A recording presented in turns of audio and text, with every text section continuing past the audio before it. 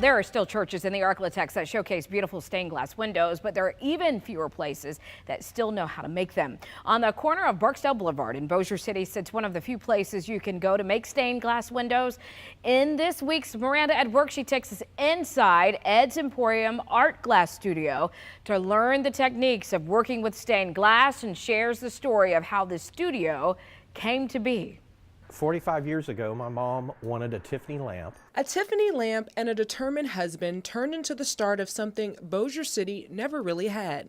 The company he was buying glass from, the guy said, I'm not going to sell it anymore, so you should buy it. And he financed it for him, and that started Ed's Emporium. In his 50s, Ed created Ed's Emporium Art Glass Studio, and soon his wife Carol hopped along for the ride. Where she was his agent, and then she became the designer, and then she became the manager of the shop.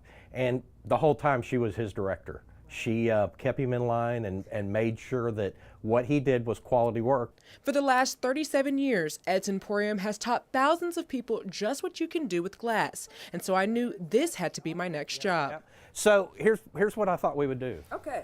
These are little snowflakes. Ed's son Eric decided to show me how to make glass snowflakes. You can pick whatever colors you want. First, I would pick out 8 colors of glass. This is denatured alcohol and some distilled water. Then we'll clean it, and once that's done, we'll glue the bottom pieces to some paper and then use hairspray to hold the top pieces of glass together. Just kind of like that. I'll add a few more pieces of glass, and then we're done. There we go.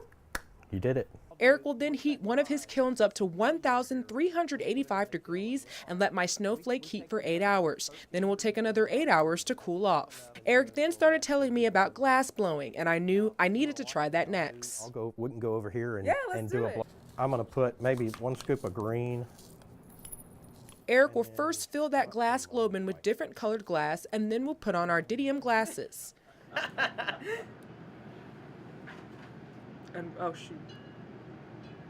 Wait, how does this work? All right, let's do it again. There you go. And we're ready.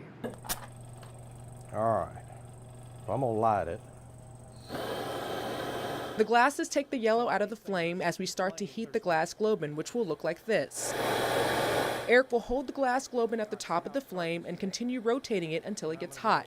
He'll mash the top, then continue to turn the glass globe, and eventually the pieces of glass will start to stick inside. Once Eric gets it just right, he immediately takes it off the flame and does this. 4, 3, 2, 1.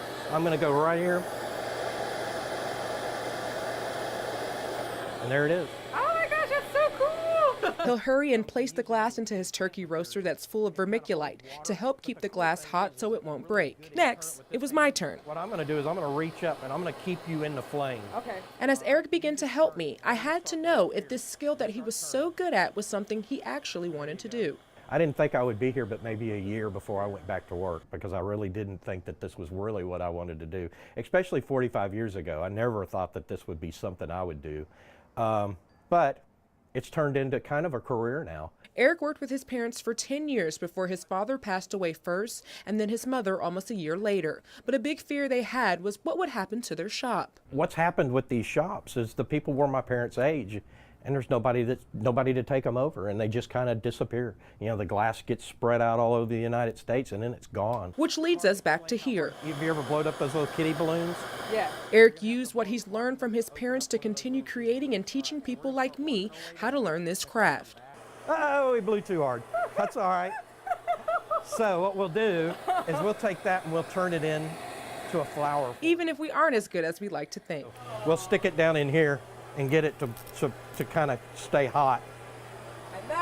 And that's how you do it. And while Ed and Carol are no longer here physically, Eric feels their presence every time he steps into the shop.